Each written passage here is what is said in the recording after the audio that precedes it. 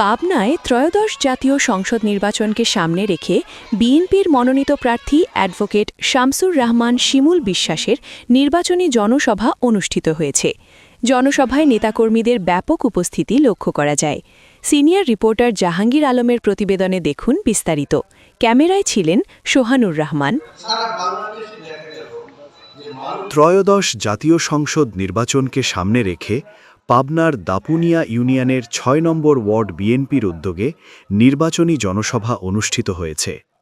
মঙ্গলবার বাদ আসর মাধপুর বাজার প্রাঙ্গণে আয়োজিত এ জনসভায় স্থানীয় নেতাকর্মী ও সমর্থকদের স্বতঃস্ফূর্ত অংশগ্রহণ দেখা যায়।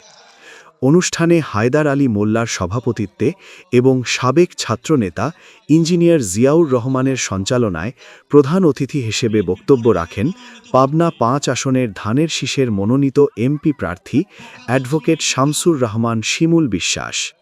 অ্যাডভোকেট শামসুর রহমান শিমুল বিশ্বাস বক্তব্যে বলেন, দেশের গণতন্ত্র পুনরুদ্ধার ও মানুষের ভোটাধিকার ফিরিয়ে দিতে সবাইকে ঐক্যবদ্ধভাবে ধানের শীষের পক্ষে কাজ করতে হবে।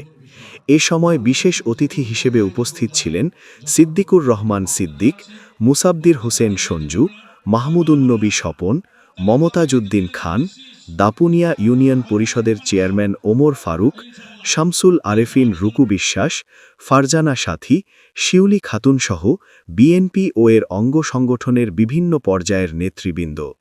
বক্তারা আসন্ন নির্বাচনে ধানের শীষের বিজয় নিশ্চিত করতে মাঠ পর্যায়ে কাজ করার আহ্বান জানান। ছাত্রদলের ১০০ প্রেসিডেন্ট এবং সেক্রেটারি, এখন বিএনপির অন্যতম নেতা। নির্বাচন যে পরিচালনা কমিটি আমরা 10টা ভাগে ভাগ করে গোটা পাবনা একটা নির্বাচনী জাগরণ গড়ে তুলেছে, একটা ভাগের দায়িত্বশীল। তার পাশে রয়েছেন ও ছাত্র দলের প্রেসিডেন্ট ছিলেন, সেক্রেটারি ছিলেন, যুব দলের আবার প্রেসিডেন্ট হয়েছিল, কেন্দ্রীয় কমিটির ভাইস প্রেসিডেন্ট। ধানের শীষে শিমুল বিশ্বাসকে ভোট দেন। যদি ভালো থাকতে চান তাহলে শিমুল বিশ্বাসকে ভোট দেন।